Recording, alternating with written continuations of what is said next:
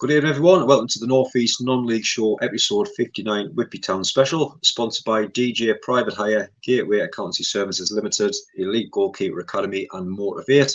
And joining us now, we have the Whitby Town manager, Nathan Haslam. Nathan, thank you very much for coming on the show tonight. No problem, James. Great to be here.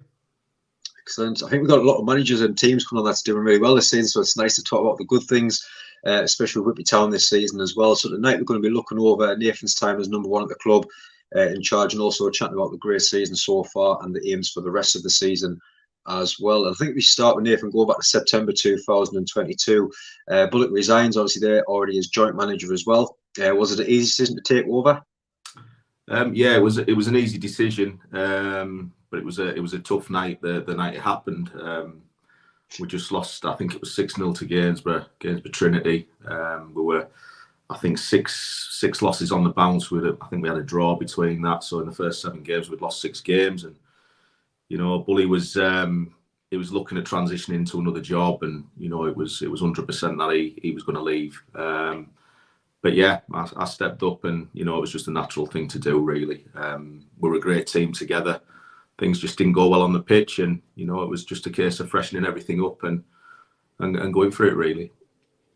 Yeah, it worked out well. Like you said, not long after that, you bring in Matthew Bates as your assistant manager, former Pools manager as well, Jonathan Franks in to help. And it's how important it is to get the right people behind you and also supporting your ideas and put them on the training field as well. Yeah, very, very important. I mean, you've got to be aligned to a degree, but I think it's good when you've got different opinions, which we all have. And I give Bates a ring. He needed a little bit of time to think about it. Obviously, he left Hartlepool, and it just needed to be the right move for him as well to get back into the game. And speaking to him, a week later, he was on board with us. And for Franksy, it was more a case of he was looking to get into coaching anyway. So when we signed him from Stockton Town, it was to be a player initially, but with one eye on the coaching side. And he stepped up straight away, Franksy, and it's been brilliant. The 2 lads are great. They put their heart and souls into it. They're dedicated. They're obsessed. But yeah, it's gone really, really well with the 2 lads. Yeah. Yeah, really good. Like you say, doing a good job in the end. I mean, well clear relegation, finished 15, just 8 points off the top 10 as well. You must have been happy with that at the end of the season. I was delighted because in terms of the start that we had, we thought our pre-season recruitment was pretty good. We signed a contingent from Liversidge who stormed the league the season before.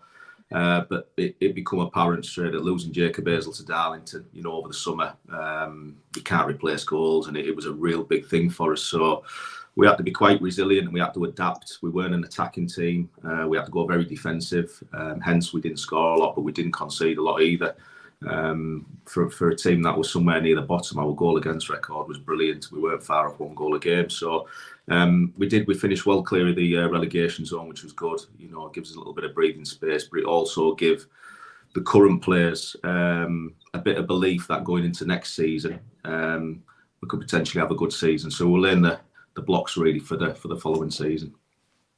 Yeah, and I think it's really good. I know we've had Shane Bland on before in the past, and like you say, a legend of Whitby Town, has been there for years. Yeah. And you always see kind of over the summer by summer that the players that have a good season seem to move on. It's getting 5 or 6 new lads in. It's so hard to gel, but it was nice over pre-season to see Whitby keep a hold of them good players from last season, but also adding in top players over the summer as well. How important was it to keep the score, but also, like you say, build on that and add an even more quality to it?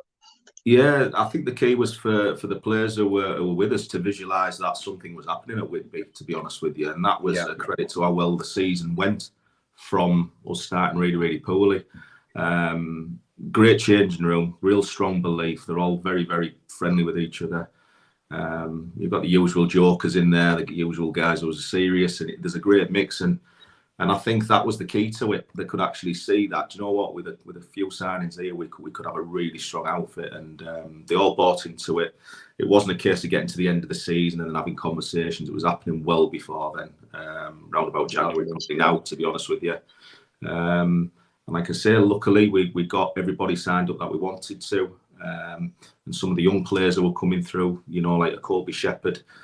They've improved again. They've gone on again. So it's a much stronger squad than what we had last season, and it's a credit to the boys, really. No, really good. Even Ian, thank you very much for watching. Just a question coming in from Ian. How's Junior Mondal doing as a Dalton fan? Asking there. Junior's been Really outstanding. well. Yeah, Junior's been outstanding. He's a character. He's certainly a player that needs an arm round him. He'll be the first to admit that. But during the FA Cup run, yeah, I had to ask Junior. I said, "Listen, have you played as well as this in your career?" Because he was playing brilliant. I'm talking top level stuff. Certainly raised his game, and he admits, he said, "No, I'm playing the best football of my career at the moment." So fair play to Junior. He's been a massive part of what we've done so far. He's scoring goals, he's creating goals.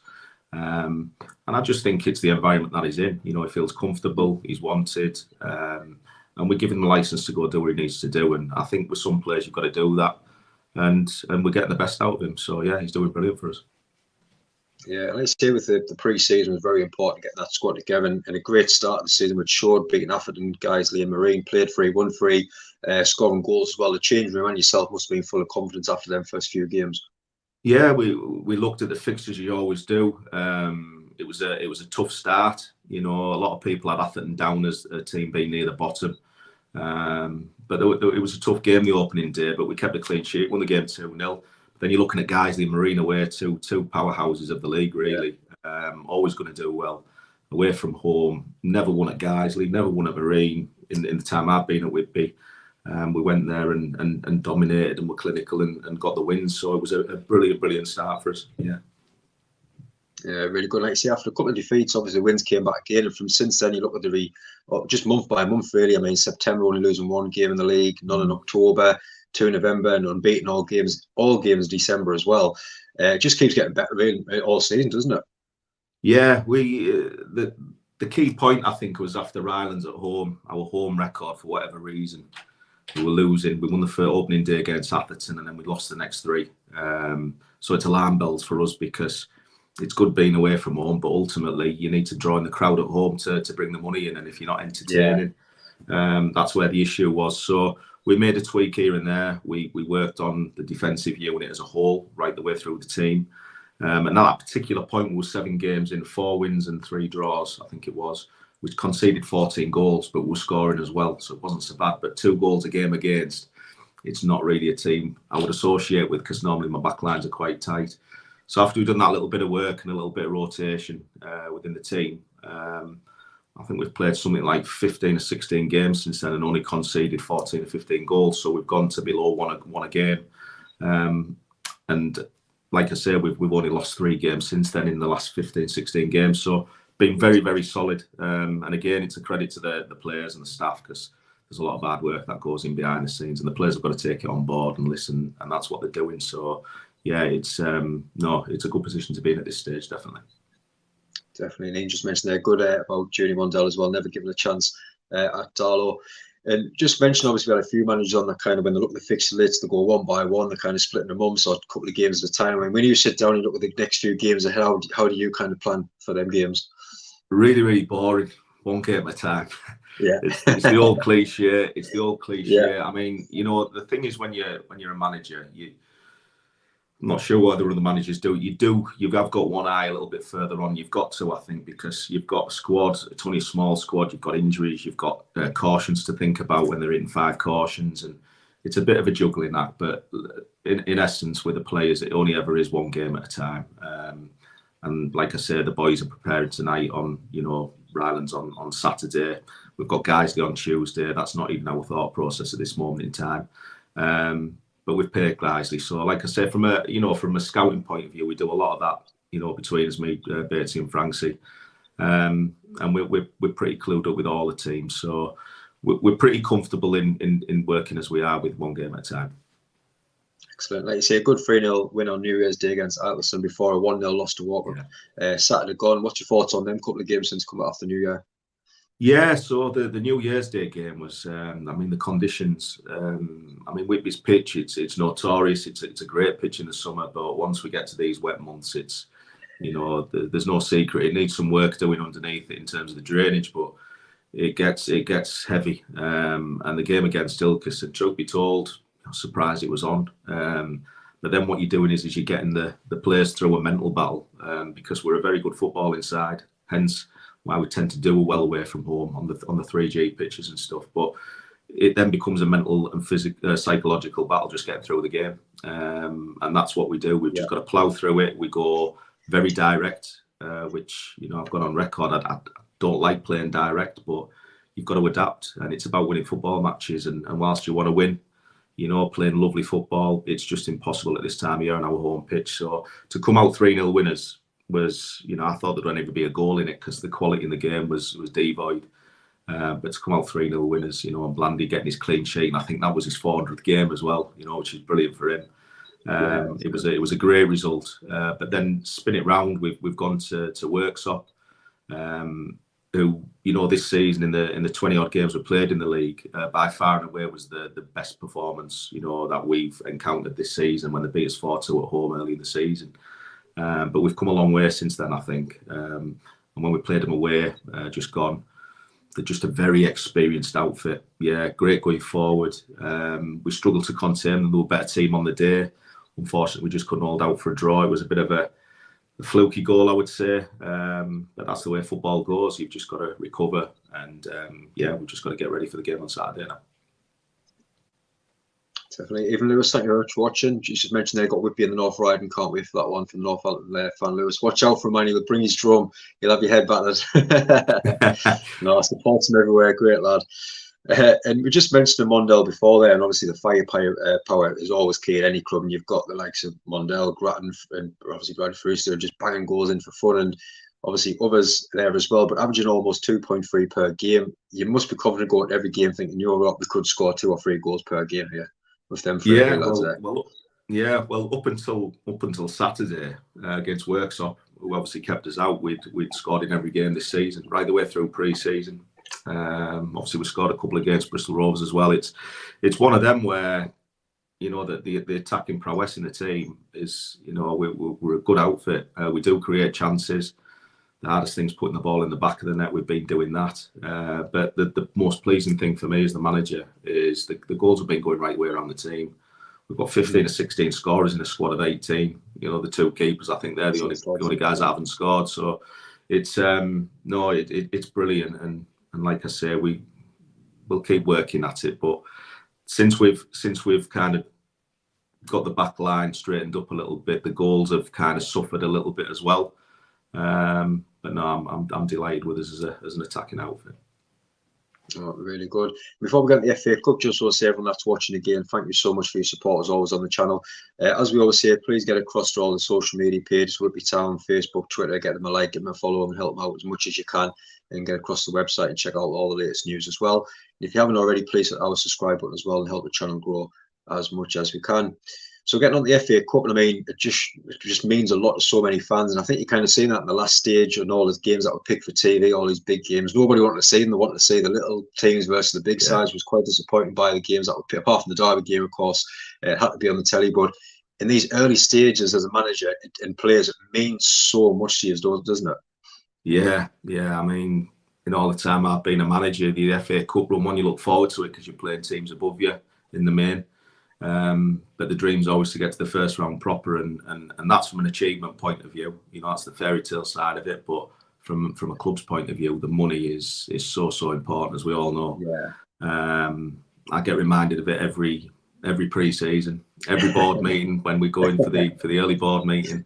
I've got the fans on at me. You know, we haven't got to the FA Cup for 20 years or whatever it was, and you kind of think to yourself, yeah, I know, and this is what we want to do, but invariably it doesn't really happen because it is tough getting there. And fortunately this season, you know, the boys delivered, and, you know, a tough trip away at Chelmsford. But actually getting there, like I say, is the first time for me. I've been close a couple of times getting to that 4th qualifying round, but it was, you had to pinch yourself on the night. It was brilliant. Yeah, really good. Like you say, just the early stages after beating goal, Prescott, Mortworth, Chelmsford in the replay. And like you say, we were talking about the Carlisle City manager last night in the VARs as well. And once the stages go right, in the next round, will be the next round, you kind of see the confidence growing, and the players kind of talking, right, how actually far can we go? Can we get a big team? Are we going to be on the TV? You can start hearing the talk around the place, can't you? You can, and it's always nice to play teams from different leagues because you don't really know them.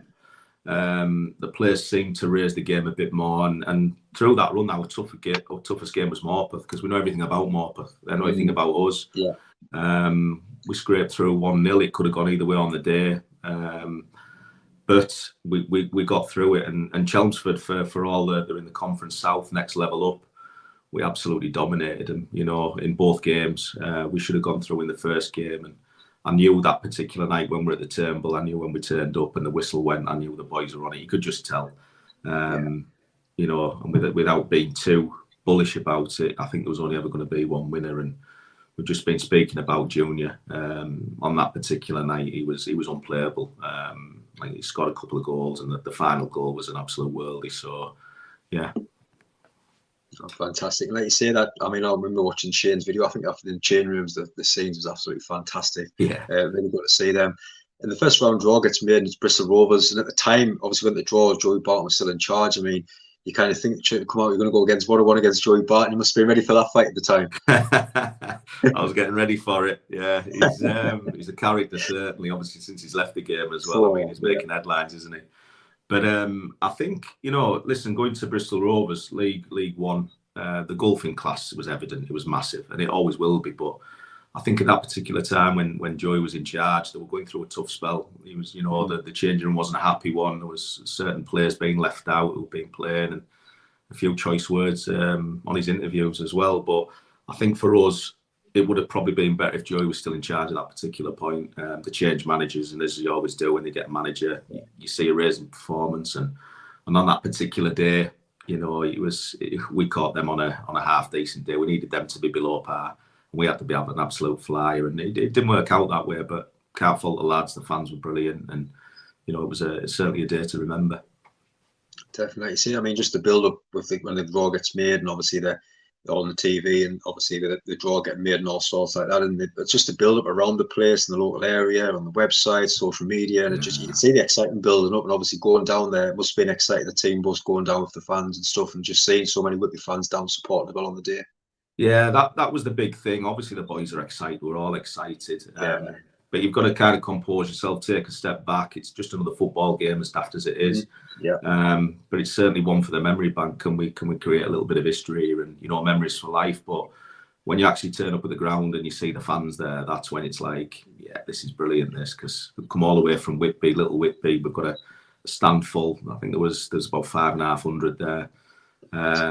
Yeah, it's a pinch me moment, really.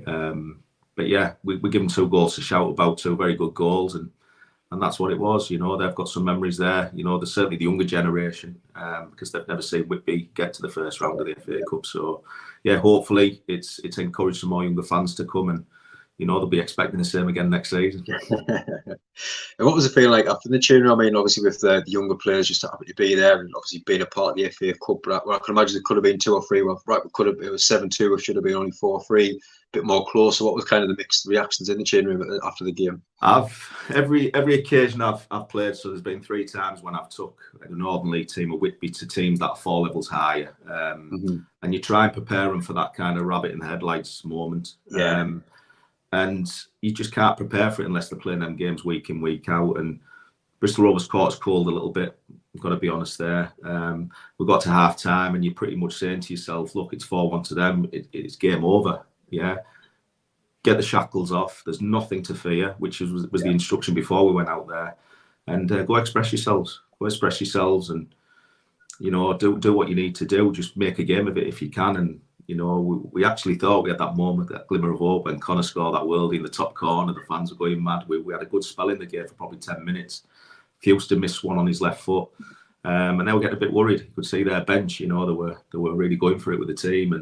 And as we say, goals change games. It wasn't too long they got down the other end and they got that goal just to give them that breathing space. But from my side of things with the boys, you know, there's no rollickings or anything like that. It's a learning experience for every single one of us.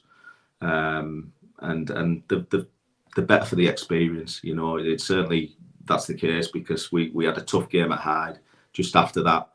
Real tough place to go. We performed brilliantly. So that 7-2 defeat didn't affect us at all. It was, you know, it was the experience. It was a positive one, and we took that into the league programme. Definitely. The main thing, like you say, for Mr. Chairman at the start of the season asking for the FA Cup money, I mean, it's massive for the club just to help on and off the field. But I would imagine you could have been in there asking for a couple of more players, possibly extra wages coming in as well for a couple of new signings at the time. Yeah, I'm always pushing them. But times are tough. That money that's come in, it'll help run the club. We have to get the foundations right first, because without being horrible, obviously money that goes on players, it's in and it's out. So it was one of those. I've looked at it carefully with the management team and the board, and we've got a team that we think can, certainly make a fist of it to get into the playoffs. We don't really need to disrupt the changing room, but ultimately, obviously, since Mask have obviously gone down, there was certain players available, and we took Nathan Thomas in. He's not fit; he hasn't played for a long time, and Stephen Walker as well. So there are a couple of wild cards. Not that they're not good players; they're very good players, but they've been out the game for a while, and they've got to get the fitness. So the thinking is they're going to get fitter towards the end of the season. Hopefully, if we're still in around it, it just makes us a little bit stronger for that last push. So. But yeah, really happy with the club backing me on that as well.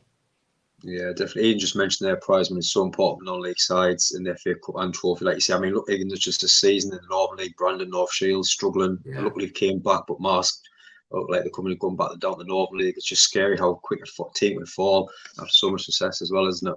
It is. It's tough. It is, and until you're kind of involved in it, because no disrespect, the fans, they're great, but the amount of hurdles you've got to overcome internally, like we've got volunteers, Whitby wouldn't be a club without the volunteers. There's so many of them. They do it for nothing. The pitch for us is a big one. We've got to generate funds, obviously, away from just the football, and it's constant. And until you're involved in it, you can't really appreciate how hard these people work. And it's tough. It's really, really tough when you see a team like Mast going under. It's not nice. It's not nice, especially for the fans. And it's one of those. I think moving forward, clubs have just got to be a lot more prudent. I think the money has got, it's got ridiculous. Particularly in the northeast, it's been growing and growing and growing. And I think what we're seeing at the moment is that effect of people not being able to keep up with it now. Clubs are not able to do it. So I think it needs a bit of a reset. For the good of non-league football, really. And we'll see what happens next season. Definitely. And look at the rest of the season that's coming on. Obviously, sitting sixth at the moment, just outside the playoffs, but good goal difference as well. I mean, like you've got there 10 points just off the top, which shows you how close it really is at the top of that league. I mean, what's your aims now going ahead for the rest of the season, would you say? Yeah, well, we're in the North Riding Cup. One of the listeners mentioned about Northallerton. So, yeah, we've got Northallerton at the end of the month. Obviously, we're taking that serious this season. We want to win some silverware. So, looking forward to that. But as far as the league goes, it's the objective from the get-go was to try and get in the playoffs, and we say that every season. Every club says it. There's always going to be disappointed clubs, but thankfully, just over halfway through the season, we're still amongst it. We've got a game in hand there. We've got a chance. There's an opportunity there for us to make a real go of it, and that's the plan. I don't think anybody's going to beat Radcliffe to the top of the league. I think they've just got too much. They've got a very, very healthy, budget. There's no doubt about that with the players they've got, but it shows on the pitch they're delivering as well. And I know they've lost a few games. They've had a little bit of a rocky patch, but over the course of the season, they're gonna romp home. I think, because the forward line's too good. It's in effect, it's a National League front line, so it's who's going to make those playoffs. And I think with a league, it's a little bit like the Championship. I think you've probably got 9 or 10 teams who've still got a chance with that. So yeah, we're looking forward to the challenge. Yeah, and I think as well, like you look at the teams that's just in that league above you and some more local games. It'd be just great to be in that league and join the likes of some of them sides that's in there now, isn't it? 100%. It's it's one of those. We've been in this league for 20, 24, 25 years. It's to a lot of people, it's saying there's no ambition. I hear that there's no ambition, but it's a tough league. It's a tough league, and I think the most positive thing, for North East football was when Darlington started again. They've gone through the leagues pretty quickly. I think that was important to do with that, because they were always going to do it at some point, because the fan base is too big and they've got amazing support. And Spenny as well, they've gone through a really good period under Jason Ainsley, with the backing of Brad Groves, and they've managed to do the same as well. So you look at the league above, it's full of ex-Football League teams, but the Northern Premier League is, looking at it, I don't think I'm being biased, I think it's the hardest one to get out of. It really is, because you've always got a team in there that's just got absolutely loads of money. Macclesfield this year, Worksop, Radcliffe. It's just, we can't compete with those kind of clubs. So only one goes up, then you've got to go through the lottery, the playoffs, and which you need a little bit of luck. But listen, I don't think it's impossible. And I think if ever there's a year that Whitby can get into that mix, I think it's this season. So fingers crossed we can just keep going and doing what we're doing. Oh, fingers crossed. Mickey Robson, even Mickey, thank you very much for watching. Just asking about your time at Whitby Bay as well for Mickey. Yeah, love my time at Whitby Bay. Obviously, it's around the corner from my house. Great people. Again, we're talking about volunteers, and you know, as a football club, they've lost, you know, two very, very important volunteers this year in Derek and his wife, who recently passed away. But love the football club. I still go watch the games. And it was just a shame it was over the COVID period, because it just disrupted everything. We were building a nice young team. Again, you know, not the biggest budget in the league, but a great footballing team, and we played the right way. But COVID got in the way of that. But yeah, in answer to the question is, really enjoyed my time and love the football club. Yeah. Excellent. I think there'll be a few people that'll be watching back again tomorrow as well. Like you say, we always get people say that we're always watching the gym, out walking the dog, and hopefully a lot more Whitby people watching as well. I mean, what would your message be to people of Whitby who might be watching this, who's never been along the ground yet, never watched a football game? What would you be your message to them? It's the same as it would ever be. You know, got to come along and watch a non-league game. It's not Premier League, but you're a lot closer to the action. You get to hear everything. I think it's great value for money. But once you get there and you see it, and you can be close to the club, and you can get close to players, and even the management, we're there, we can speak to anybody. I think it's a great experience. So, you know, if it's only the one time you come, give it a try with your kids. There's a lot to do for them as well. And yeah, we want bigger crowds, so fingers crossed people can come and watch us. Yeah. Oh, really good. But no, thank you very much for coming on the show. I really appreciate it. Like I say, we wish you the very best of luck, and hope for them playoffs and get up this season as well. Brilliant. Thanks, James. Oh, no problem. I'll just say thank you guys for a great show the rest of the season as well. Best all the support. Like you say, Ian, there, support all your local teams. Like you say, we try to push the clubs as much as we can and get more crowds through the gate as well. Like you say, a lot of people always mention the ground. Obviously, I know that, I think we put a picture in the group a couple of weeks ago. Someone had a drone shot of it. The amount of likes, and people just saying how great it is. It's an amazing place to be, isn't it?